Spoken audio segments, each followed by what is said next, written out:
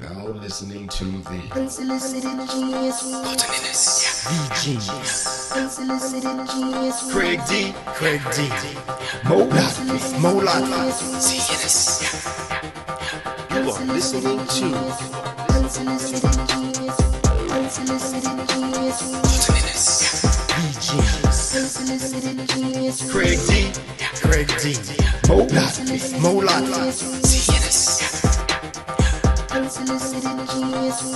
You are listening to Unsolicited Genius. Fellas, what's up? It's been a minute. How's everybody doing? I'm doing well. How are you, my brother? We back. Greetings and salutations. Alright, so, we always start with housekeeping, so I figured we at least let folks know where we've been for the last year. Mo, what you been doing? Why you been MIA? I've just been focusing on closing out the school year, keeping my teaching certificate, and just my little entrepreneur business, selling some shoes on the side, man. That's what I've been up to. And of course, being a father to my kid, and the wife, the old wife. Craig? Finishing out my year in online babysitting and looking forward to a return to a normal life. Online babysitting being. Oh, they call it teaching. Okay. Just making sure everybody knows This what we're past talking 365, they call it teaching. I've never, my career has never been any less fun than the last 365. And Craig's lying to y'all. He's been running around in his jeans and a dress shirt, challenging people in one-on-one basketball. He's been recording for YouTube. It has nothing to do with the classroom, though. Look for it soon. Craig takes on the world. So y'all know I got a couple hustles. So the Rainwater Hustle took me to LA. So I went to Cali for the first time. Amazing experience. I definitely had a chance to see, why, right? Why Cali is all the hype, why everybody talk and gravitate towards it the way. You want to let the listeners know a little bit about what rainwater is? Well, rainwater is just water that falls from the sky. But the company is No shit, sure, like more in depth. The company is Aura Rainwater. So we capture, harvest, and bottle rainwater right outside of Austin, Texas. And so we're bringing that to the market, and it's the purest water you're going to get. It's tasty water that you're going to get. And we also infuse the energy of gratitude into each bottle. So it actually is making you healthier physically, spiritually, and emotionally. So that's the gig, and we were showcasing at an Oscars event out in LA. So had a great time. So we've been doing a few different things while our audience hasn't heard from us in a little while. But we still here making stuff happen. Another housekeeping point, a few episodes back, we talked a lot about Deshaun Watson and his experience with massage. And so we interchangeably say masseuse, massage therapist. So we want to clarify for our audience that masseuse is a female massage therapist. A masseur is a male massage therapist. And so the preference is for all that provide massage to be called therapists because they provide therapy and have gone through extensive training to do so. So we may still mess it up, but we at least know that we can do that, right? There. I don't give a fuck about that shit.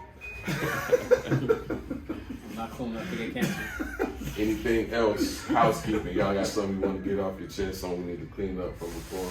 Nah, I'm ready to go, brother. No. All right, so for those who can't see us, we are together at a remote location in the beautiful city of Fort Lauderdale. Opalaka. We have people with us this time. We have an audience. The Zeta Kappa chapter of Phi Beta Sigma fraternity is having their annual or biannual family reunion. And they have been gracious enough to host us and also participate in our audience. And I use the word gracious because it's nice of them, but we are also members of the world famous Zeta Kappa chapter of Phi Beta Sigma fraternity incorporated. So they ultimately had no choice but to give us our space to record our cast. So thank y'all boys, we love y'all boys. Wives, chillins, the chillin's not here, it's too late for that one.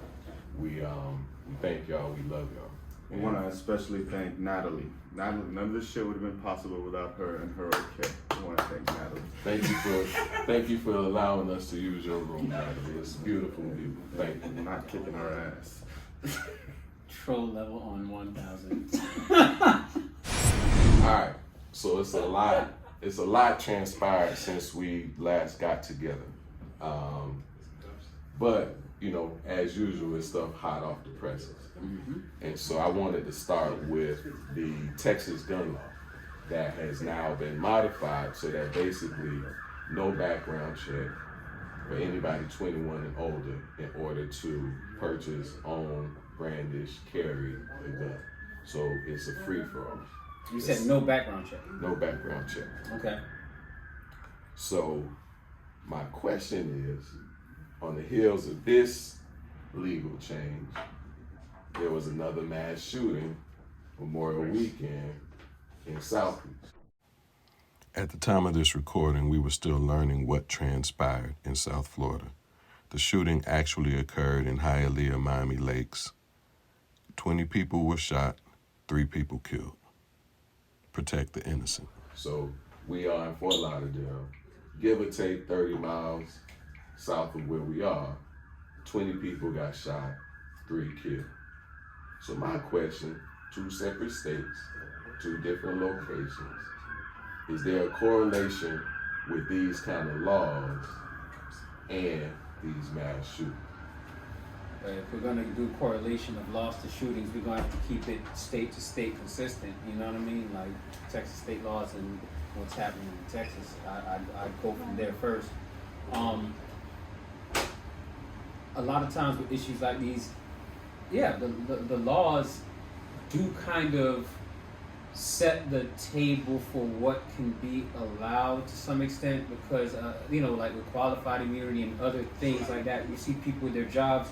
If people in their job could get away with something, a lot of times 8.5 out of 10, they're going to choose to do it, right? So whether within the context of your job or even I'm thinking, okay, what the laws allow for, stand your ground laws, what the laws allow for with, in Florida recently, the new riot laws or whatever, how you could basically mow somebody over with your car if you just say, hey, I felt threatened, right? If they're protesting. I think a lot of people, if they're given enough slack to do something reckless, they might do something reckless. And why? So I think the law is giving a law that gives people a certain amount of leeway to behave a certain way. People like that. There are going to be a bunch of people that like the idea, yo, I get to walk through the streets with my shit on my chest just outside. Like, they're going to love that. And they're going to get a rush off of it. And then there are others that are serious hobbyists that are going to have a whole different reaction to it. Like, I don't, but as far as the specific question of, all right, the behavior in each state to the gun law, well, we're going to have to look at the gun laws for that state and, you know, what are the activities that involve guns that are popping off in them states? This just clearly goes to show, like, we have the dumbest fucking lawmakers in the history of the fucking world. Like, we have more mass shootings now than ever, so what do? They make it easier for you to get a gun. Like, that makes no fucking sense. Like, people are dying because people are too easily able to access guns. So what do? They make it even easier for them to get guns. That shit makes absolutely no sense, man. This fucking Second Amendment bullshit that we've been hiding behind forever. This shit, it's like Carlton and Craig. It's like now it's your right to own a gun is greater than my right to fucking live. Like we're here in fucking Fort Lauderdale, and this is reality. Like one of my best friend's girls, she wants to go to South Beach to Wet Willie's to get a drink, but we fucking paused and we're like, we're not gonna go now because of the fucking shooting the other night. And you have states like Texas, and I'm sure Florida will be fucking soon to follow with this fucking asshole DeSantis.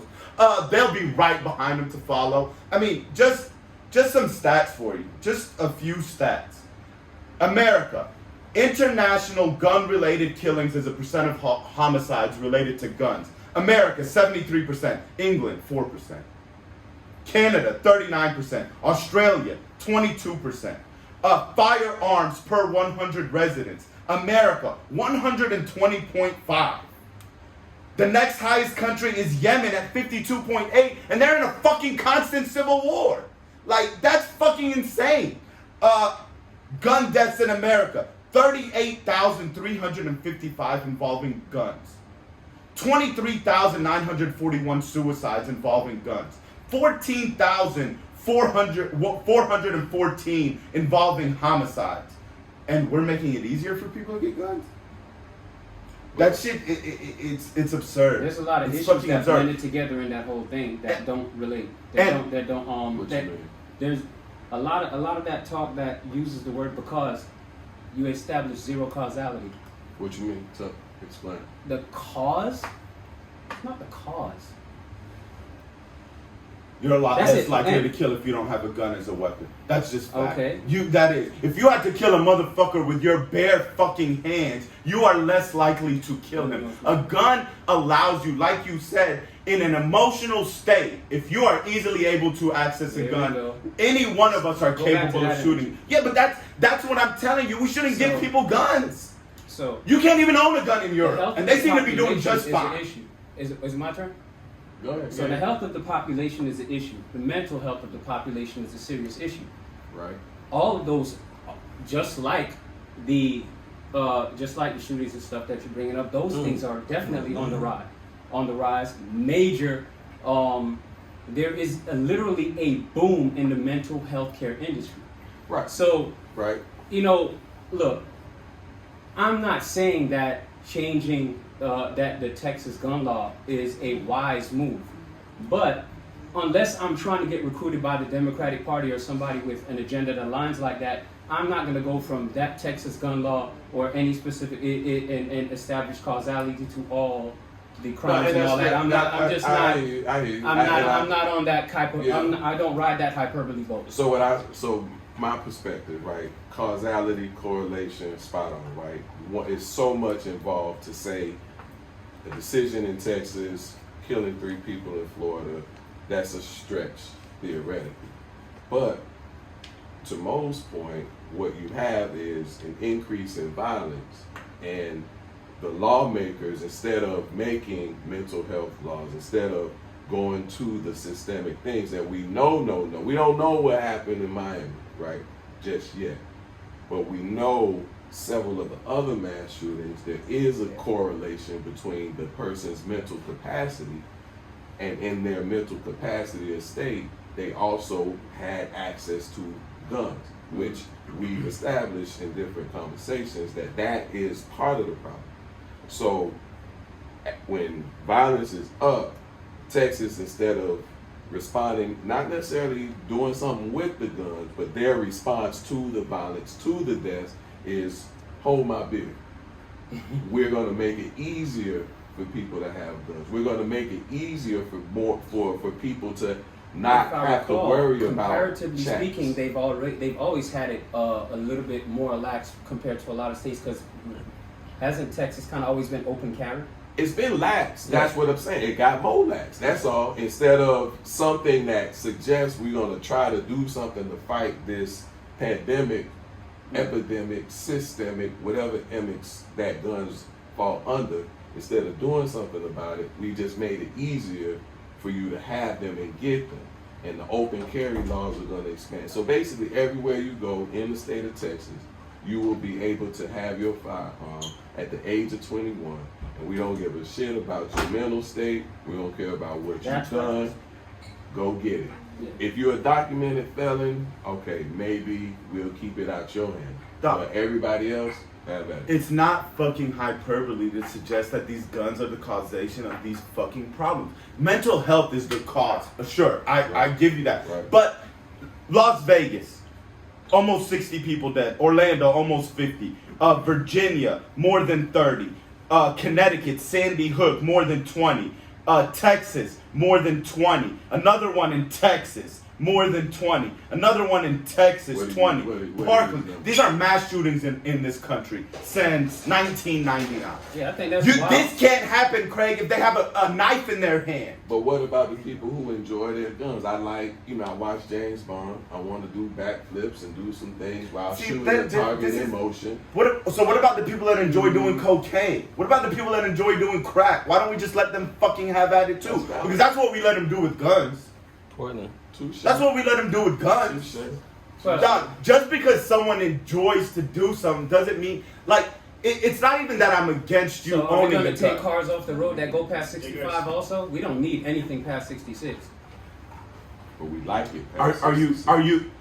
Is that leading to mass people dying? You going over 65? Well, based on that new Florida gun law, I could murder some people protesting against something I don't stand for and get away with I it. tell you like this, based on Floridian That's driving, because you can easily have access to guns. No, I'm using my car. I'm going by the new law. Please, that was Like, the dog, sentence I said. I said nothing about it. If you want to tell me that you want to grab a Glock to protect your family, Right. I'm with you. Right. I get that. Why do you need an assault rifle? I don't know. More shots per minute. To kill more people. Like, dog, you're not a fucking army. Why should a regular citizen have access to an assault rifle and we're just and you can, like you said, you limits can on carry, okay, like, let's take on all your the cars chest. off the road that goes past 66. Why the fuck we need that? Because does that lead to the killing of mass people? Does that lead to the killing of mass people? It's dog? people that kill people. The tool I choose man. is a tool. Yeah, but you're less likely Dog, to I'll kill me take if you you out have this to pen walk right up now if and I'm take really me a out. dickhead. It's not that hard. No, okay. If you think you're gonna take me out with that pen easier than it would be with a gun, you're greatly mistaken. The point is it could be done. It's a tool. It's not about. It's about how easily it can be done. Time out. Okay, but that's not what Can you you focus on. murk 60 and it's- people with the pen? Yo, and especially Can you murk 60 people with the Yo, pen? so you gonna vote for it? So you gonna vote for it right now? Time out. So pause recording, producer. Hold on. You have one mic. All right. So you gotta take turns. You can't talk over each other.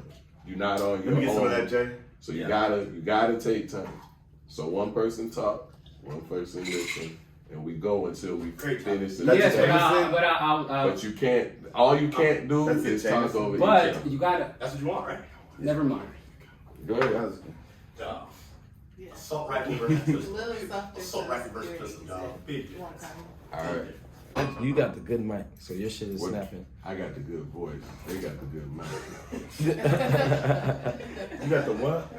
So what they need? But that's it. So stop. No, really, yelling just so kind of loud. like what Craig. Take your I'm time. not yelling. Craig, I feel like we should no, talk about but that. Craig, I'm not yelling. We should talk about that voice. This Tom. shit is on max. Craig, I don't think you should talk louder. What's But up? when you talk, you just angle yourself at the microphone. Alright. Yeah, like how you're sitting now, or how you're sitting now. Like you just talk. Yeah, I'll project a little more. No. You don't have to get any louder. You just need the direction. Your voice needs to be in that direction. You're definitely wrong too, brother. Can I get something, please? All right. Thank you, Jarvis. All right. So producer, we coming back in wherever we left off. Oh shit, my But bad. I'm going to start with saying, all right, gentlemen, clearly, you all have different positions on this argument, and I want you all both to be able to get them out. So, I'll play referee. Are we recording? Right now? I play referee. All right, so y'all work with me. I play referee. We take turns. We respect the space. This is the rules of this particular engagement.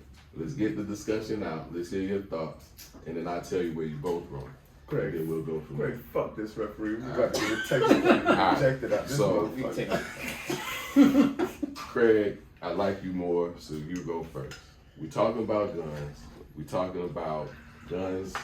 People, what is it? Guns don't kill people. People kill people. That's a perspective. We talking about a lot of guns on the street. We talking about mass shootings. We clearly know we have a problem. All right. So, based on Texas making it easier for people to have access, own, possess, carry guns, what say you? I think there's a few things on the table. One, we might have to come to the point where we try to get uniformity across all the states regarding gun laws. Something that big might require some kind of uniformity across all the states. Secondly, no, I don't. It's not that I'm I think an outsider could mistakenly think that I am not for a change in the gun laws. I am for a change in gun laws. I'm not for that kind of change right away, right? Especially if I'm a part of a population that has to vote for it. When you say you're not for a change right away, why But not? maybe I should change. I think changes should be strategic and systemic. 1, 2. I'm not, as somebody that. There are populations, I think I mentioned this before, that might not feel that they are fully represented by government.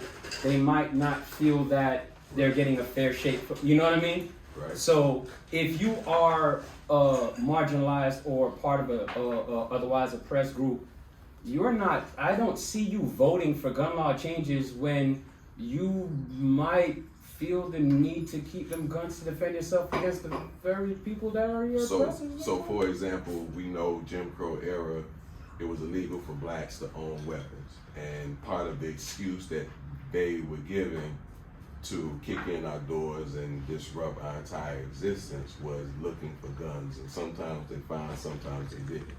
We have whole dynamic with the police force, so you see a disenfranchised group with no weapons, and the entity that's part of their disenfranchisement, that po-po force kicking in their doors, they have nothing. They're total victims. So I get you in that regard, right?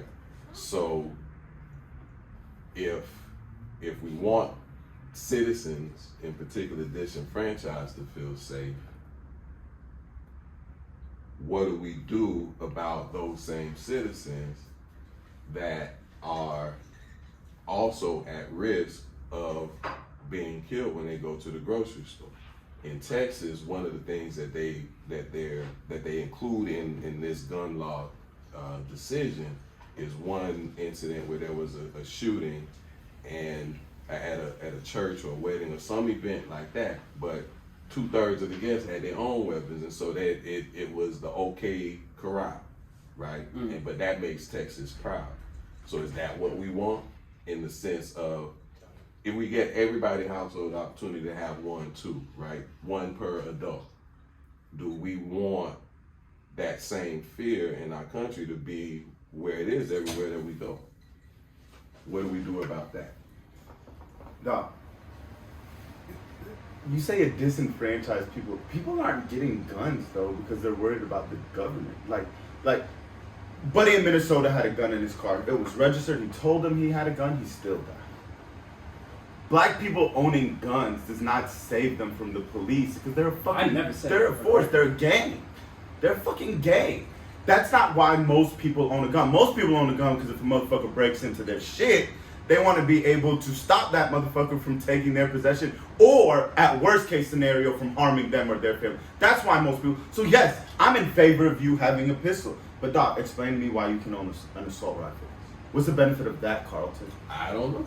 What's the benefit? Like you can't justify that. There's no justification for that other than it gives. Why they gotta justify shit? Because people are dying in mass amounts. That's why. That's why, Craig. Like that's why. And Carlton, here's the real fucking reason why the shit doesn't change. 2016, money spent lobbying for gun rights, over 50 million. Money spent for gun control, less than $2 million. Fact check. 2004, the federal assault weapons ban passed. You could not buy AK-47s, AR-15s, none of that between 1994 and 2004. It expired. They didn't renew it. Yes. And then you started being able to get extended clips, 100 rounds. You can buy assault rifles. That's now. when those things started happening. Mm-hmm. And that's when things changed, to be honest with you. Thank I you. stand correct. Yeah. Thank you to the audience for. I'm passionate about this topic. I'm very passionate about this topic. Not to go kill a whole bunch of people just to have it. Targeting on the gun thing. Look, I don't know if that is where I want to put my political energy first. But I'm not saying it's not a need. Yeah. Now, as far as being specific about, okay, these kinds versus these kinds of weapons and rifles, nah. all that pixie choosy, all that. No, if we're gonna go into weapons, I'm more into. I quicker tackle weaponizing police before this particular issue, and as far as telling people what they need and why they what, I don't have to tell you why I buy my guns. I buy my guns from my hobby. I don't need to tell you how many I got, why I got them. That's me. I don't owe you shit. So and if you talk about what you need, and look, I've never heard any good advice with the word should in it. I stand by that. It's always projection and bullshit. Like, so as far as what people should have, like, all right, then how far do you need to go to get from point to point? I go back to the car. You got 230 on the dash, fam. What's it for? Like, you talk about just stuff you don't need. You know what I'm saying? And so from my standpoint, I am not a gun hobbyist. I've said that before, and I respect people's lanes and spaces. I think Mo makes a valid point in regards to how we make decisions about cocaine use and what we the decisions that makers that be say that's good for you and we don't want you doing, right? Or what's bad for you, we don't want you doing. And so have your hobby, right? Do your hobby. I mean, like, I've seen some amazing things from gun hobbyists. Just go have your damn adventure in the forest somewhere. But I want my mama to be able to go to the grocery store and me not have to teach her how to know where the exits are because they're gonna start bucking. And the reality is we are bucking a whole lot. And a whole lot of innocent people just minding their business, whether they are gun owners, advocates, supporters or not. But a whole bunch of people minding their business are dying and getting shot. Some of it's criminal. Some of it's I'm looking for buddy, and if you're around, you just got caught up. But so much of it is not a target, it's unrelated, it's somebody in an emotional state. But what do we do about that? And to yours, that's part of what we learned about one of the ones that happened within the last 48 hours here in Florida. Two people, 20 hit, and there was another shooting within 36 hours of that, not too far from there. Look at the people that you're talking about. Look at the differences in the people, right? You in your sentence, you talked about gun hobbyists and owners, and then you talked about people that are going in and are trying to have a real live version of Grand Theft Auto. Right. Like, that, to me, there's a blatant, there's a siren going off, there's an alarm going off saying that the red wire is touching the green wire, and we know those wires are not supposed to touch. Meaning? You think it's okay to just play a real life Grand Theft Auto, walk through a mall, start popping off at people, run up on a school, start popping off at people? Like, these are indicators that, and no, I get it. You don't want to make it easier for them, but are you treating the root of the problem? No, you're not. That's my point. But if somebody has tooth decay, you still teach them how to brush and floss. You got to pull the motherfucker out, right? Because your breath stank, your teeth, all you got problems. But you still teach them the basics: brush your teeth, floss. You still do these things. So yes, mental health is a problem. Mental health in this country just goes untreated. Black people, young people, men don't take advantage of mental health resources the way we need to. It's proven, it's known. So that is that is one of the roots at minimum, right? So yes, we do something about that. But again, where we started was Texas. Texas didn't create a mental health law. They didn't do something to fund or support or moms against mass shooting, right? We got moms against drunk drivers. Mm-hmm. We don't have, Texas didn't create, we're gonna make it easier for you to get guns, but they didn't come back and say, but we also gonna start a task force to stop these killings. They just made it easier to get guns. So I'm looking for somebody to do something to stop these killings. And these killings don't happen in mass if there's no guns. So I'm just doing some basic math. The root is X, but Y and Z have to be our part of. You don't have a formula without without the gun variable. The problem, sure, is mental health, but the solution isn't to give people with fucking mental health problems guns. Like, that's what's happening in the country right now. So, and Craig is talking about should and advice and whatever, man. Bullshit is what I'm saying about fucking people and their gun. If you have a pistol, yes, you could do some damage with a pistol. You are not going to kill 30 people in 5 minutes with a Glock or a 35. You can only achieve this task with an assault rifle. So if taking those weapons off the street makes it better for people to live their lives in society, then those fucking weapons need to go. Like, this, you're not in a war. Other countries, you can't even own a gun in Europe, much less an assault rifle, and they seem to be doing just fucking fine. They got good recreation, you say? I mean, dog, it's whatever, dog. This collection of guns or whatever that you're doing, like, it just, dog, if a collector can't collect assault rifles because people can't own assault rifles and people aren't going to die in mass, then that's just the sacrifice we got to make. That's a thought. All right, so sticking with shenanigans of our society, we talk often about police, right? And so us, Unsolicited Genius, had a discussion previously about what to do with the system, overhaul the whole thing, start from scratch, or take a systemic, strategic approach and fix what's fixable. And I'm paraphrasing the positions the two of you took. And so just in really trying to dig and be solution oriented, I had some conversations with the Popo. Okay. Friends, different levels. I don't want to get nobody in trouble, so I won't say much more else, but they work in different factions of law enforcement. And so what they educated me to is that when we talk systemic, right, what does that mean? We know that within the decision making, the legal system, the structure of the system, there's racism, there's bias, there's things that are impacting us. But what, when, where, how? And you, Muhammad, often referenced the police unit in New Jersey and the things that they do with the community, the barbecues, the connection that they have.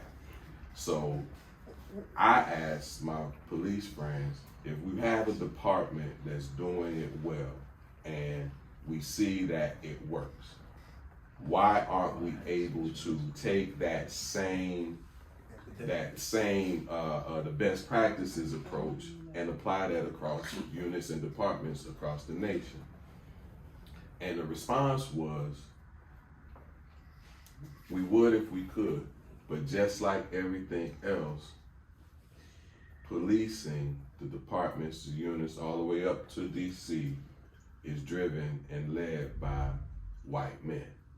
And so the white men may not understand, the white men may not care, and in a lot of ways, any education or training that would be done to say, be better toward black people, be better toward women, be better toward children, stop shooting them, it would just be a box check. Oh, okay, all right, but I'm gonna go hit this beat, and the same ignorances that I carry forward are gonna be the same ignorances that I continue to perpetuate.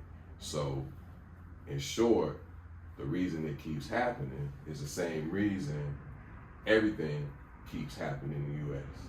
We black, and that's a problem for folks, and those same folks aren't willing or wanting to change their ways to accommodate black, brown, or the people that they don't vibe with.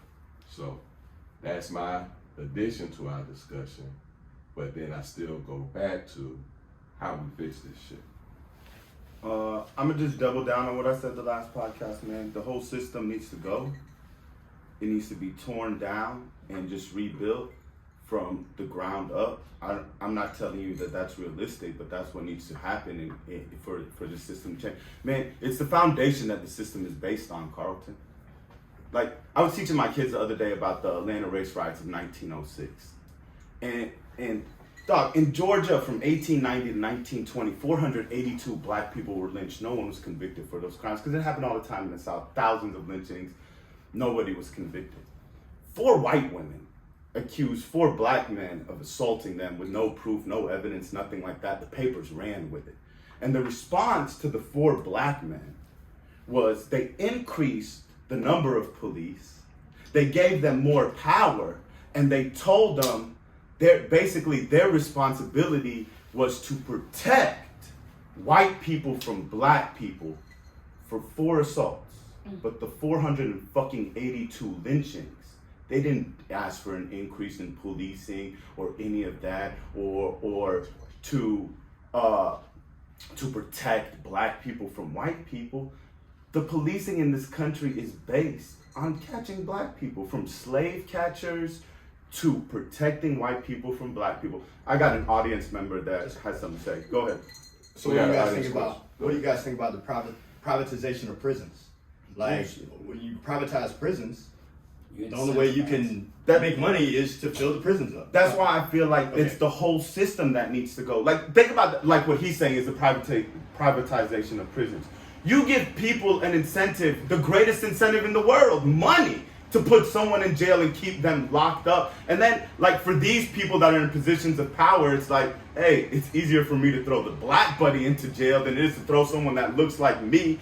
I'll keep them in jail for an offense where it's minor, but I'll find a way to make it 5-10 years, because the longer I keep that motherfucker in jail, the more they line my pockets. Well, one, you can't afford a lawyer. So you can't afford a lawyer, you can't fight it, and secondly, areas that are underprivileged are over-policed. That's the other thing. He's talking about that. The other thing that I would rage against is bail. Bail is bullshit too. Come on. Yeah, let's take all right. So why don't we take a 5 right here? Why don't we just take a 5 right here? The man is black. I'm gonna hit this back in my.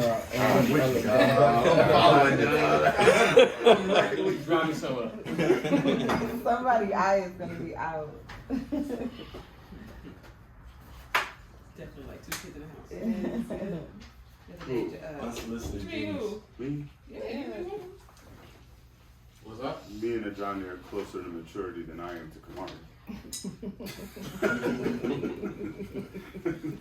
Says a lot about you. Facts. Well, I know who I am. I respect myself. Where's our co-producer? Where's the co-producer? He left? Okay. How we sounding to you, co-producer? Check. Sorry. You meant to do that. All right, so let's reset. All right, so we are on the topic of the police, and specifically, we are talking about police relationship with the black community. I received good insight from active police officers, and we're really just coming back to the everlasting, ongoing discussion about improving the relationships with black and brown communities and police departments, police officers. And so, Mo, as you articulately, consistently do, you advocate for the redo. Just break all this shit up and start from the bottom up. I appreciate you saying it's not very realistic, but that's what has to happen. And so, Craig, as we've had this discussion, not surprisingly, you have a different perspective than Mo. So please share your thoughts, including the feedback that we've got, right, about the details of what the systemic racism is, the systemic issues within the police departments, what they are. Change is required. Mo says overhaul. What say you? Well, if you look at it, even in casual conversations, barbershop and otherwise, people prefer to places like New Jersey and other cities where they think that the changes there have been progressive and they're working. So then if we're gonna overhaul, why overhaul something that's already making progress? That's why I say a blanket sweep overhaul. I won't co-sign that, but I do think that changes need to be made. Now, using the comparison of like a braid or a rope, there's different strands in it, right? Okay. And so for each of the factors that we have to deal with, that's another strand in the rope. Can I recite all of them off the top of my head? Probably not. I know in there's a piece with in terms of making sure that your citizenry is educated enough to know what the police can and cannot do. There's also a piece in regards to making the police reflect the community that they serve.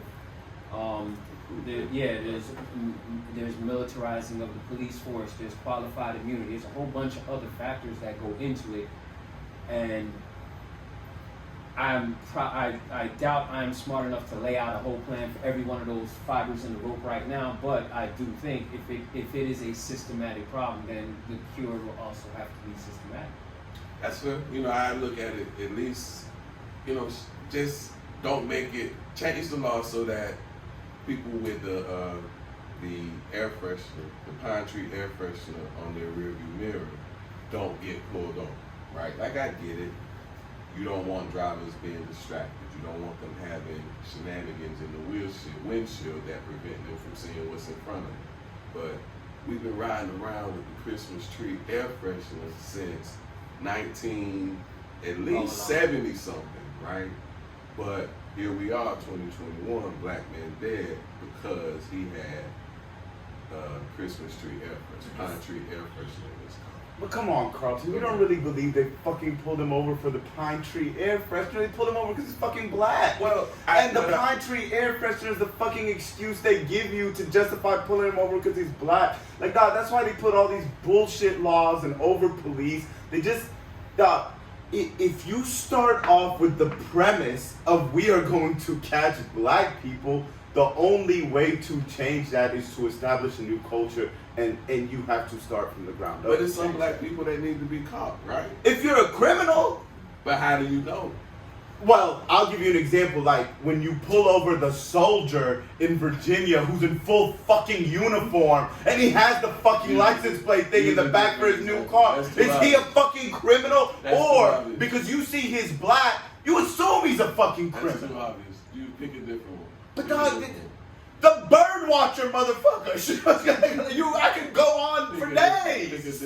What are you talking about, dog? The nigga in Minnesota, he tells him he has the gun and it's registered. George Floyd, we can just keep going and going and going, dog. Because these people, the original sin they committed, dog, the original crime that they committed is they were black. Okay, so you made a point. You said these people, right? And the one thing that you do not have the ability to change is a people, a person. They are who they are unless they decide they're going to do different.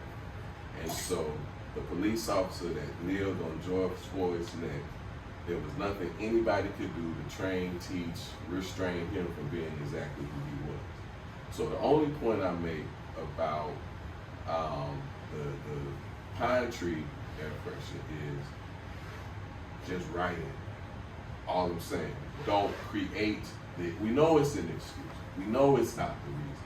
But the reason that's in the documentation is he was pulled over because he had, and I'm making this up, I don't know the legal term, but he had a distraction in his windshield. And so what I'm saying is because the pine tree is a classic, and as a Cadillac fan, if that's your accessory that you want to put in your lap, have it in the police protocol that, yes, a distracted driver pull his ass over. But if it's a Christmas tree, a pine tree air freshener, Christmas tree air freshener, don't pull his ass over. That's what I'm saying. When we're talking systemic and writing laws, that's what I'm asking for, because laws are written. See, I agree with you that it's a bullshit law and it should be taken off the books. But see, Carlton, the real issue here, and this is the convenient argument that people like to make, the simplistic argument they come up with is he was committing a crime. Like George Floyd was paying with counterfeit bills. Even if that's true, you don't deserve to die from that outcome. You deserve to go to jail. You deserve to have a trial. There is no outcome where you deserve to die in that circumstance, especially when you're not a fucking threat to anybody. Like, Doc, even if the pine freshener shit is a crime and I'm purposely breaking the law, why do I end up dead at the end of this encounter? Well, now, okay.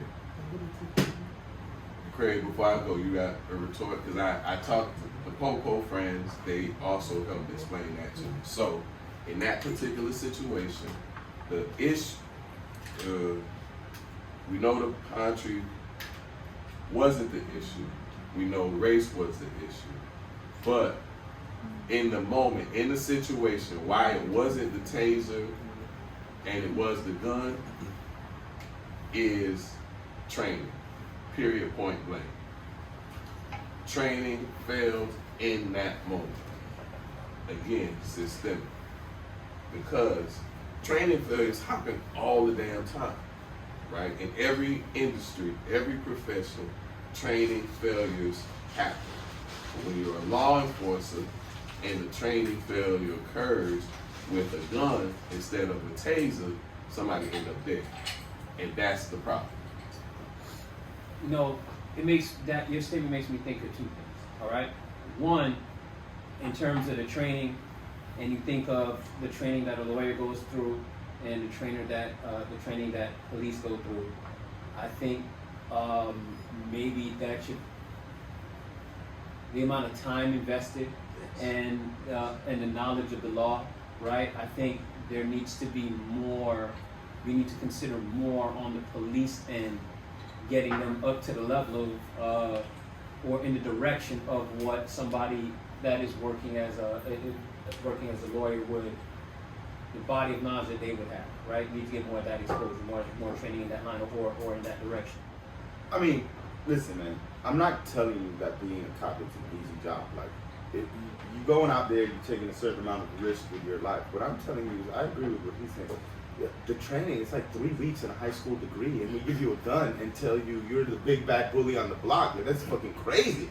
Like, we should require more education and get better pay. You'll get better candidates if you gave better pay. So it sounds to me, what would it take from here to Chester? What would it take for, if they increase the training, what would it take for police to police black people the same way they police black people? All right, so we got a question. The question from the audience: what would it take for the police to police black people the same way that they police white people? See, I believe if you got like if you required the educational requirement to be a college degree, for example, I feel you would create more equality in policing. You would have people that have experienced other people that have experience with those people. I have a retort. And I think that would definitely, if you paid people better too, it's a dangerous fucking job. They get paid shit. They get paid shit to put up with a lot of shit still too. Like, and these are people that are like have been picked on in high school, that feel like people have taken their lot in life, and now we just give them a gun and put them in the street and like, hey, you're in charge, buddy.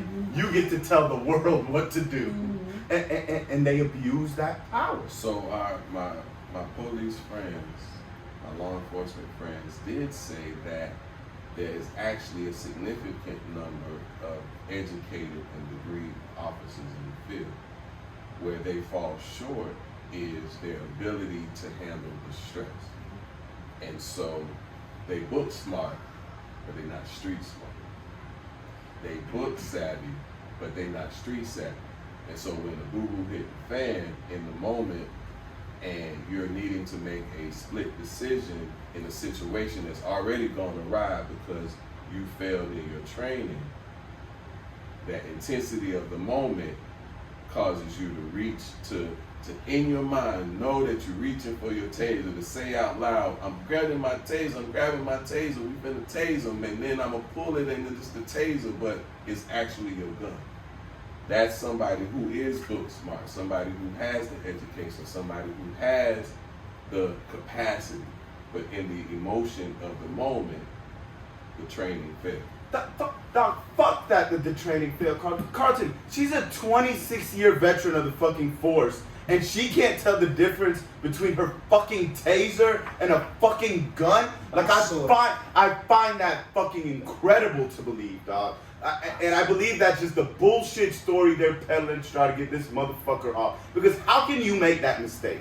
If you look at the two things, it just that's it. No, that's dog. If you've done this profession for 26 years and you can't tell the difference between a taser and a gun, you had no business being in the profession. A world-renowned chef will still burn his hand on the stove. And does that kill me? No, the chef cooking. No, okay, chef, her fucking mistake killed the 20-year-old black boy. Listen what I'm saying. She made it. Her mistake killed somebody, but it was her mistake. You see what I'm saying? Her, as a police officer, she was in a position to make a mistake that caused somebody's life. And so, all I'm saying, I'm not excusing and justifying, but the point being is that the moment got intense. And we all, as humans, we all have our limits. No matter who you are as a human being on this earth, there is a situation that you can find yourself in that emotionally, mentally, you will not be prepared for. So when you find yourself in that situation, you're gonna do some dumb shit. And she, even though she was paid, trained, and supposed to have known, right? She did some dumb shit in the heat of the moment. And that is what isn't acceptable, but that is also what is part of the problem. Dog, would a chef not know the difference between like an egg and bacon? Because that's the kind of mistake she made. Like, that's what I'm telling you. That's an inexcusable fucking mistake. It's not that it's excusable, but once you over the line, once you over the emotional line and you don't know what the fuck is going on, it don't matter. And more often than not, police officers are finding themselves on that other side of that emotional line where they aren't thinking clearly. They can't see clearly. Now, how they get there, yes, there's bias, there's racism, there's all those things that precede the moment. But once you're in the moment, you're there. And it's in everybody's best interest for you to be able to just reach one way that you're supposed to get your taser versus the other way to grab your gun. But when you shouldn't be out there because you're not prepared to be out there or not capable of being out there or can't handle the pressure of being out there, but you still out there and it hit the fan, somebody who should be alive and kicking it Memorial Weekend with his friends and family is no longer here. Well, that brings me to the second piece and to what I was trying to answer in regards to the question. On the one hand, yes, better education component, like again, you compare 7 years to become a lawyer to prosecute the law, maybe 7 months depending on where you're at in the country to become the guy carrying the gun and that kind of thing. So that's one. And then the other thing is officers that have had military experience, especially live action military experience, that have had to decide, okay, friend or foe, do I pull or not? I think they add value to police forces. So, and possibly for some, that might be a better transition back to traditional life than from going from straight war to go from 100 to 0 war to total civilian. So maybe for some it may serve the purpose of being somewhat of a step down. But so that's the second piece of it also, right? If you are trained or you're coming from live combat experience and you've been in situations where you had to make the decision, pull or not, what am I using, or de-escalation, then there you go. And so that would be the other part of it. All right, so we got solutions. Extend the training.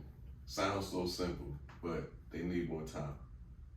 And then 2, combat training, combat experience is relevant, but it's not the same. So help bridge that gap.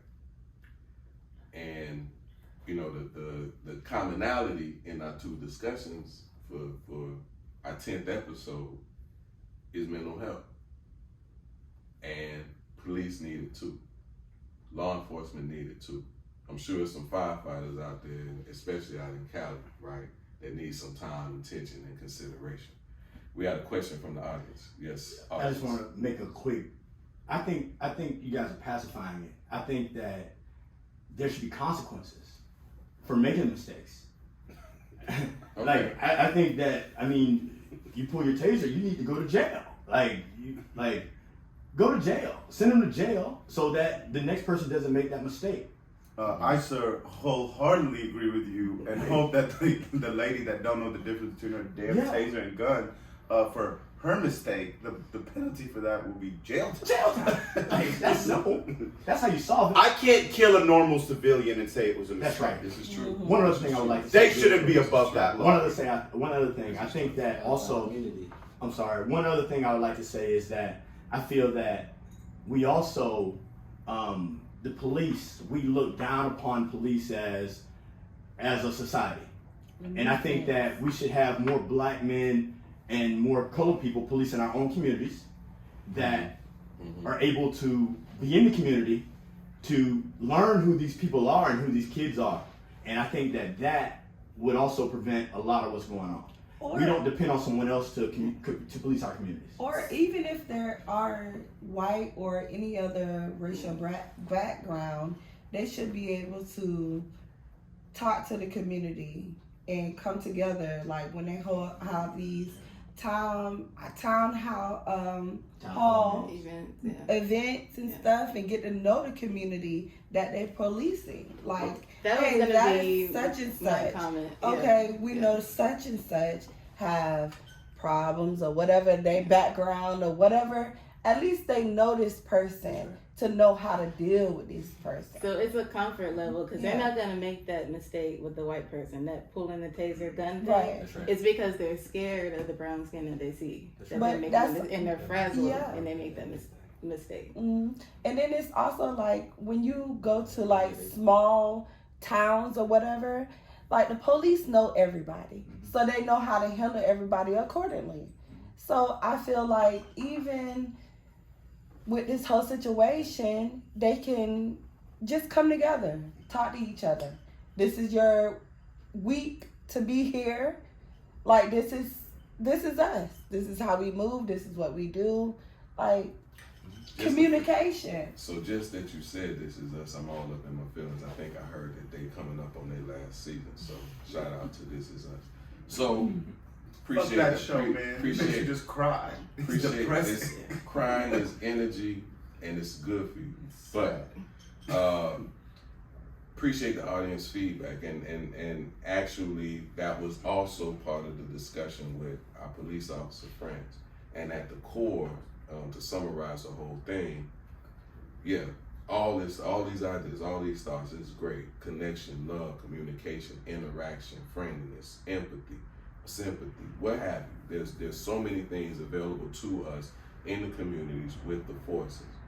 But my question continues to be, why hasn't it happened? Why isn't it happening? And in some from our police friends, it's simply stating, just like everything else in the United States of America, it is dominated by white men who don't see it the way that we see it. And so maybe we need some white people classes.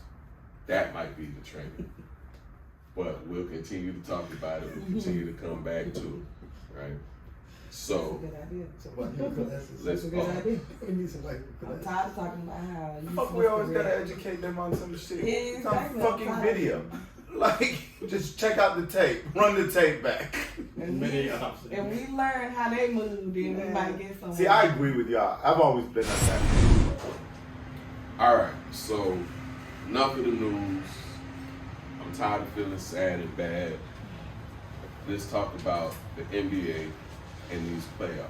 And now that I think about it, I feel bad and sad still, because my Heat laid the super duper eggs of all gooses. Trash. You know, my heart is telling me that we're gonna have to do an overhaul. That, you know, that the team that I came to fall in love with, based in the run in the bubble, not gonna be the team that gonna get us back to the promised land. That being said, unless y'all really want to, I don't want to talk about the Heat. I'm still in my emotions. But what else? It's the NBA playoffs. It's hot. A lot of great games. The Lakers may not make it. Where y'all at? What's going on? All right. The East, like Carlton said, Milwaukee's through. Milwaukee's gonna play Philly, because Philly is smacking. Who is Philly playing? The Wizards, they're absolutely smacking the They Wizards. poured the popcorn on Russell Westbrook. Philly's not going to play them. It's actually going to be Milwaukee against Brooklyn. I can't wait to see it. That's gonna be I can't wait to see That's it. gonna be fun. I have a good friend of mine. He thinks Milwaukee has no chance. We got into it earlier talking about this shit. I believe Milwaukee to have a. Listen, if you ask me to put my money on it, I pick Brooklyn. Right. But would I be shocked if Milwaukee took it to 6 or 7? No. This is a much better Milwaukee team than the previous Milwaukee team. Ask the Heat. There's a much better Milwaukee team. The addition of Holiday over Bledsoe has made them much, because to me that makes Middleton like their third best player, and he's better suited for that role. So I'm excited to see that. What's the other matchup in the East? Brooklyn, Atlanta. No, we talked. Brooklyn's gonna win. Atlanta is up 3-1 on the Knicks. I think that shit is over. The Knicks have been fun though. The Knicks have been fun this year. It's good to see them make progress. Hey man, one of the best parts of this playoff is to see the Madison Square Garden fans back. Spike Lee. They've been crunk. They've been passionate. I love to see that. But Atlanta is gonna win that shit, and then Atlanta is gonna get smacked by Philadelphia. In the West, before it started. this is where me and my man Craig disagree, because everybody knows Craig's boo bear is LeBron, and King James, It's about the Lakers. James. It's about the team. and the Lakers Yes, sir. are in big trouble. Since Kareem. The Lakers are in big trouble. Anthony Davis is hurt. It's As of 2-2 today. with Phoenix. As of today. As of today. It's 2-2 with Phoenix. I think the Lakers are in big trouble in that series. I think they're in big trouble if they make it out of this series. They don't look healthy. They just don't look healthy. So in the West, if it's not the Lakers, who is going to be? Man, I can see it coming down to Phoenix and Utah, to be honest with you, as crazy as that sounds. I can see it coming down to Phoenix and Utah. I don't think Portland has enough defense to make it. I think Denver missing Murray is crucial, even though like Jokic just keeps getting it done for them boys. But I think Portland's gonna beat Denver. I do. I think Portland's gonna beat Denver. I think Phoenix is gonna beat LA. Utah's definitely gonna beat Memphis, and Dallas and the Clippers, man. Oh, let's talk about the Clippers. I like Dallas. I want to talk about the Clippers though. What best team they are. Like, what the fuck? Even though they're down 2-1 and we're recording this show, they're winning the game 4 right now. But I thought after last year's debacle, they would come out like gangbusters, ready to prove people wrong. But they just went down 2-0, and Luka Doncic. I mean, Luka Doncic. You got to give the man his props. I mean, what he was doing to them in the first 2 games was just, it's impressive. He's very, very impressive. That's it. All right. We heard from you, Mo. Craig, West, what say you? So is it too early to talk to the Heat fans about their expectations? Yes. Okay, so we want to talk about the Heat. They're gone. They're gone. They're out. It just ended yesterday. Let's move on. Well, I didn't want to focus on my team yet, but so the Laker playoff run, right? So all of a sudden the Nuggets look really nice, and so does Denver. Like, look. The Nuggets are Denver. Utah. Yeah. Whoa. Yeah. What's going on? Freudian slip. Don't worry. So it's really because nobody cares about those teams, but you didn't hear that. No, if I remove my bias and I think about it and look at the team basketball that's being played, even though it's not the most exciting team basketball, I gotta Denver and Utah scary coming out of the West. Right? With the injuries and the biases, they're scary coming out of the West. If Denver had Jamal Murray, I would be so all in with it. They move the ball and they go hard on the boards. They move the ball and they get boards. If you want to see the game played right, watch Jokic. Like, watch Jokic play the game of basketball for the Denver Nuggets. Well, okay. He's very good at controlling the pace. Let me ask this. So you say play right. All right, let's talk about Jokic.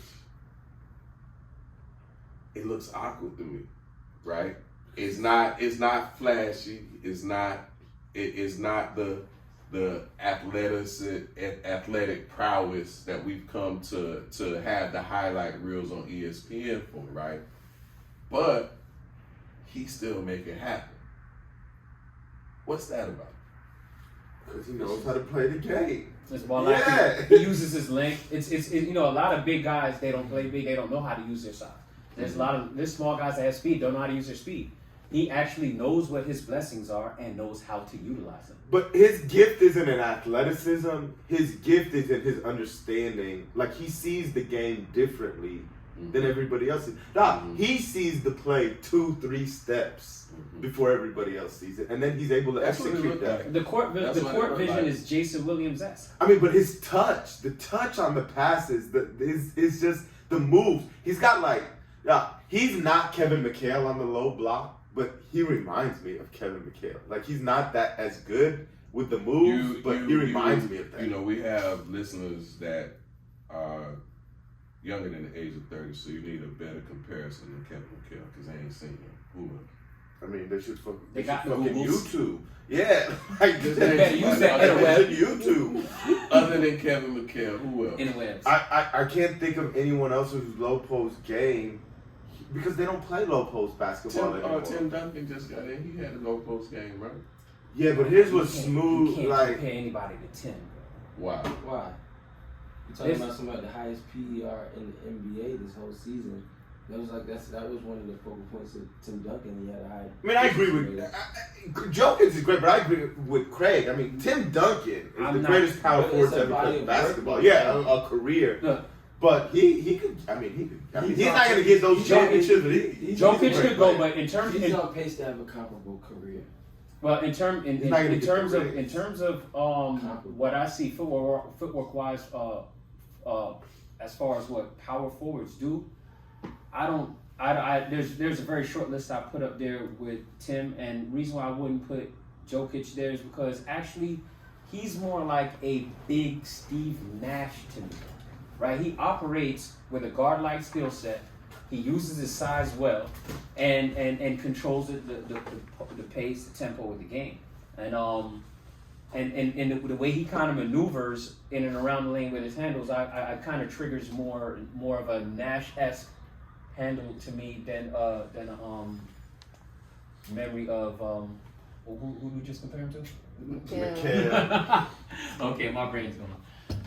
I just think like what Carlton's saying why it looks awkward is Jokic gets to wherever he wants on that court, and he just does it in such a slow way. Like, he's moving so damn slow, but by the time you look up, he's spun his way to the hoop and he's got a layup, or he's got someone to dunk, or he's hit some fucking one-legged fadeaway that you ain't never seen in your life. Layup, fly-ass pass. He's to me, for a player that doesn't dunk and is not athletic, is just very athletic. It's very amazing to watch. I enjoy watching him. Is he our MVP? Do you also like to see other white boys that are less athletic shine in the league? I just like to see good basketball players. I don't care what you look like. I mean, Is he our MVP? Is that what they said about Bo Outlaw? Nobody care what he look like? It's like. I mean, Bo Outlaw is ugly. Google him too. If y'all don't know who that is, someone in the audience is talking about Bo Outlaw. But Bo Outlaw could rebound, man. So it didn't matter if he was ugly. All right, so let's just cut down to it. Start of the season, we had this strong feeling it was just going to be a race to the chase between the Lakers and Brooklyn. So who are we seeing in the NBA Finals at this point? In the East, I'll take Brooklyn, and in the West, man, I'm gonna go with my heart and go with my nostalgic pick and pray that Phoenix gets there, because I would love to see Chris Paul make it to the NBA Finals. Yeah. That'll make for a good insurance commercial. Once this first round is done, you see the wave and the impact of all these injuries. That's gonna clarify that whole picture right there. Who you got? Denver against the Nuggets? I can't remember the West rank. Again, right? Man, I don't know. That West bracket's gonna change. I would pick one of those two to come out the West right now. If the injury picture stays the way it is. Denver or Utah? Who you got, man? Who you got? I'm leaning towards Denver. Who Craig got? Craig Go ahead. Yeah, I'm hemming and hawing right now. No hemming and hawing. Man, that LeBron thing. I'm gonna have to stick. Oh my gosh.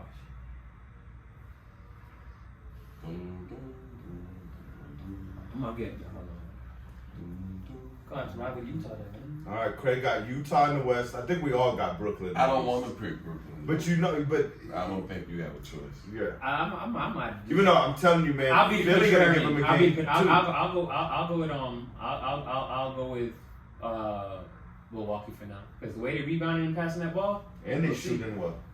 Yeah, I'm at a conundrum. I don't want to pick Brooklyn. I don't want to pick Philly, and I don't want to pick Milwaukee because of what they did to my boys. So then your pick's gonna be dumb if you don't pick one of those three. yeah, I know. I know. All right, what else? Any? Who you other? picking? Oh, I don't know. I don't know. You can say I don't know. I'm in You my don't get an feelings. answer. I'm in Denver out of the West, out of the East. I still give it to Brooklyn, and then out of the two, Denver. Let's go ahead and get your first. Bron proved me wrong, man. Wow. Bron proved me wrong. Hey, I'm just gonna be cheering for them. Just real quick too, Carlton. To the fucking fans that are attending the game, stop doing that bullshit.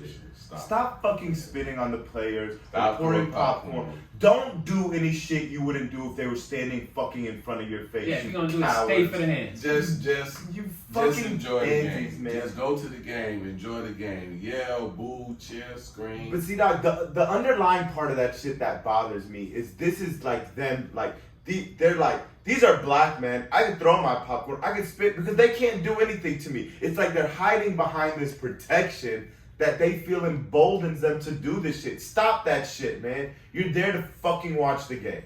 If you want to fucking heckle or boo, keep that shit respectful and do that shit. But that shit where you go racist or you get physical with them, shit is fucking absurd. Stop that bullshit. If you want to heckle, you can be part of the audience for the Unsolicited Genius podcast. Come fucking heckle us. We welcome So? a heckler.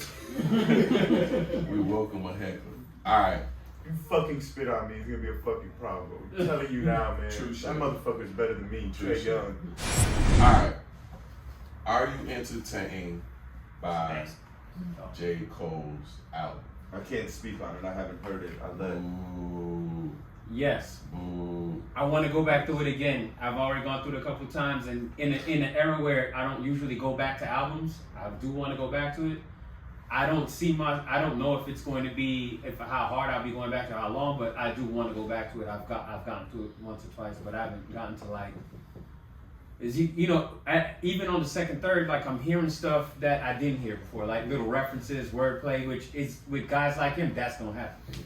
So it's one of those albums. Each time through, there's some Easter eggs, or there's a connection there, or an entendre that you might have missed from before. So I rock with it from that level.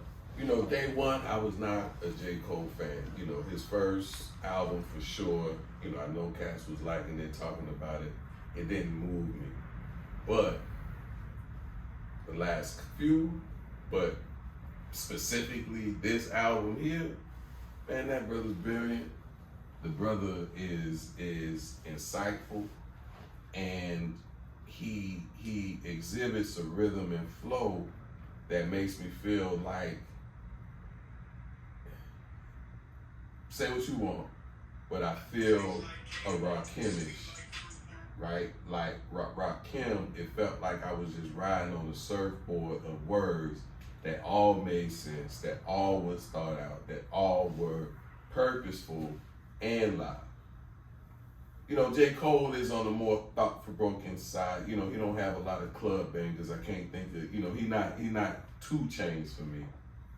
But in terms of hot album, 2 in Chainz, terms of thought-provoking, in terms of hip-hop listeners, in particular black hip-hop listeners, hearing some things that they need to hear, in particular about mental health, wellness, love of self, hustling. J. Cole got it all. He teaching, preaching, and showcasing. Yeah, I'm a big fan of J. Cole, dog. I just haven't got around to listening to the album. You're not the first person that told me they enjoyed it. I will definitely be listening to it this week. 39 minutes, 12 songs, not bad. I'm excited to check it out. I'm definitely excited to check it out. I agree with Carlton. I believe he's an insightful rapper. He puts a lot of thought into what he's saying, and he's purposeful.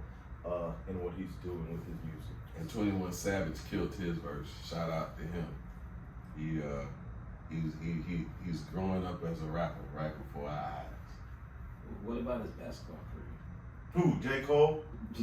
Yeah, I'm learning about the basketball, and he was in the South Africa or African Basketball League. It's twofold, right? Like, dream. I think that he gives them an exposure that they wouldn't have had. Right. But the other part of me is he also probably doesn't deserve that shot. Like, there's someone that's more deserving. Well, that's what some of those players have said. But you know, what Did he take T-Bone his way? do they not play to win the game? I don't know. Is he not if he's not the best player, then maybe they need an ambassador, right? But we can't be mad if a black man gets an opportunity that he probably doesn't deserve, like an audience member is saying. I mean, look what how many opportunities Tim Tebow gets for shit he doesn't deserve.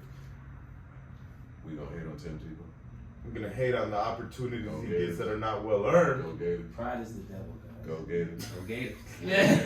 Hey, look, as far as my man on the, no, I'm not gonna take a shot at Timmy. But as far as, look, Cole living the dream, man. A lot of us want to be rapper ball players coming up, and he's doing both. Go Cole. That's kind of how I feel about. Now I get it, right? If I'm a basketball player, if I'm a basketball player and I miss out on the opportunity, and it's a rapper freestyling while he dribbling up the court, I may feel some kind of way about it. But from an audience perspective, a fan perspective, live your dream, J. Cole. Live your dream. You know, Tebow will be in the African Basketball League soon. And for me, Tebow about to throw a touchdown pass Tebow in the Super Bowl. Y'all gonna be Tim mad. Tebow, if ever you hear my voice, if ever you hear my words, do your thing. Fuck these people. All right, so what y'all? Fuck you, Tebow. If you ever hear these words. So shout out to J. Cole. I'm on Tim. I'm with Tim. Shout out to J. Cole. Mo ain't listening to nothing besides old school stuff. What y'all been watching? What have you watched? I ain't been watching nothing. I've been outside running tell up on me. the park, checking people. Checking people. Shout out to the basketball. yes. What about you, Muhammad? This is gonna sound crazy, but I've been watching the Jeopardy episodes that have been hosted by Aaron Rodgers, and You rewatching them? I record the Jeopardy episodes. Me and my wife, we watch them, and we have a competition to see if we can get to 30 questions right together as a unit. In one episode? Yeah, in one episode. How well y'all do? We usually get anywhere from 20 to 25. Man, I'd be happy if I get 2 Jeopardy questions. No. If it's the right category, we're gonna smoke it. We used to compete against each other, but the scores would be so low, we decided to combine our efforts for a greater goal. If I'm being honest, they could ask me my middle name, and I might freeze with Jeopardy. No, I don't get enough time. I fucking it's too much love button pressure. Jeopardy. I love Jeopardy. I'm sorry, I gotta say something. If you're not watching The Godfather of Harlem right now, you are whack and you need to apologize. An audience member has been telling me about The Godfather of Harlem. I want to watch it. But let me tell you, folks, America, let me tell you something about the audience member that told us about The Godfather of Harlem. He's recommended this show to me for 2 years. And then I couldn't access the show. He provided me with some Fooly Magooly password that couldn't give me the access that I needed. changed cable provider. And ever since then, he keeps telling me I need to watch it. But he doesn't provide me with the means to watch it, folks. Provider. So America, if you could get that to me, that would be greatly appreciated. Y'all about to compromise your viewing. Um, Because it sounds like you're talking about Hey man, piracy. your boy is talented though. Aaron Rodgers could definitely be the full-time I didn't host like of the one Jeopardy. Jeopardy. No man, I he didn't was like so it. over the top. It I was thought it was hilarious. hilarious. I want. So I see why he's threatening to retire. I want Katie Couric. Oh my god. Katie I want Katie Couric. Somebody He fielded the name America, Kenny Mayne he the other has, day. he has some Kenny weird. Mayne would be lit. He has some Exactly. weird. Who? Kenny Mayne. Just retired. America. Kenny Mayne. Carlton has But a I like strange crush on Katie- Katie Couric. Katie Couric. We really need to help him with this. I mean, it's not even like, it's not like you look at her and like, oh my god, Katie Couric. No, it's not like that. It's not romantic. She also has like very short legs. She's not a tall person. Maybe that's I how didn't even know this. Martin Luther King smashed Barbara Walters. So. Wow. We just learned something. I don't know We if got it's been salacious confirmed. reference. I don't know if we did a fact check. We did a fact check. We will not have Black Twitter coming Fanfiction. after our show. When Black Twitter will not be coming after we're gonna this show. definitely edit that out. Allegedly. In fairness to Katie Couric though, Carlton is vertically challenged as well, and he's getting shorter. Like this is the first time. Craig, doesn't he look shorter? Craig. I remember when Carlton was taller than me, so yes. Wow, I do too. That's the thing, and that's my explanation for it, right? Because short is relative, right? You ask me, I'm not, because I have these memories and these experiences, but you know it is what it be. No, if you go to a preschool as a grown man and stand next to the children, yeah, you're gonna be tall. That doesn't make you tall. It's perspective. In the moment. What time is it? I don't know, but right now, I'm the tallest person in the room. Respect my authority. I hesitate to articulate. Alright, so Simply what I've been, not true. There's many people taller than you in the room. I'm not talking about at this time. I'm talking about when I go pick my kid up from preschool. It is what it is. Respect my authority. Little people. Alright. So I've been watching Star Wars Clone Wars, the animated series. It's on Disney Plus now. Let me tell you something. You know, you got the whole debate. You Star Wars, you're Trekkie. Have at it. But you are not a Star Wars fan if you have not watched this animated Clone Wars series, because it fills in so many gaps. It tells us, it shows us Darth Vader's journey, right? It shows us how sinister Palpatine truly is, right? And then for my Jedi fans, Order 66, all those Jedis, it shows us who they are. So it's a lot of emotion, it's great animated action. And as a Star Wars fan, it's filled in my story. It's 7 seasons, almost 22 episodes per season. So I ain't really had enough space to watch nothing else because I'm trying to catch up with my son who's already watched all 7 of them. Star Wars fans, if you aren't on it, it's older. It's been done for a little while, I think. Nah, those are pretty good. But you want to check out Clone Wars. Just haven't been on it recently. What season you Oh, I don't know, cause I just go back piecemeal and watch it here and there. But like I haven't stuck to it, but they have been entertaining. You don't watch it in order. It's sequential order, episode by episode. I wouldn't know where I No, you're not taking notes either. What accolades we got? Is before we head out, who we wanna acknowledge, who we wanna recognize, who we wanna say thank you to. I'll make mine a little personal. First of all, I'd like to thank my home state of Florida. Even though they have a fucking dickhead for a governor, it's still my home state, and it's always good to return here. So, especially to come to Fort Lauderdale. But my real shout out is to my brothers and sisters that we got to spend the weekend with. I hope everybody out there could have that kind of kinship with people, because we're just one big family. We go through our ups and downs, and like for mental health, we're there for each other. And I hope everyone is blessed enough to experience, the blessing that Craig, Carlton, and I have in our lives, with the people that mean something to them in their lives. So my accolade goes to my family. I love y'all, and I appreciate